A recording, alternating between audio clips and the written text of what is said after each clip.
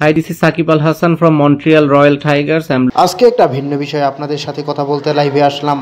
আপনারা সবাই জানেন বেগম খালেদা জিয়া খুবই অসুস্থ অবস্থায় আছেন। দেশের এক সময়ের প্রধানমন্ত্রী, একজন মা, একজন মানুষের জীবন, সব কিছুর উপর রাজনীতি নয়, মানবতা। আর ঠিক এ কারণেই আজকে বাংলাদেশ ক্রিকেট তারকা সাকিব আল হাসানও তার অসুস্থতার জন্য দোয়া চেয়েছেন।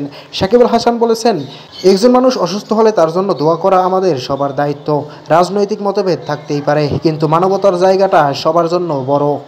তিনি আরও অনুরোধ করেছেন, দেশের মানুষের জন্য সবাই মিলে খালেদা জিয়ার দ্রুত আরোগ্য কামনা করে দোয়া করেন।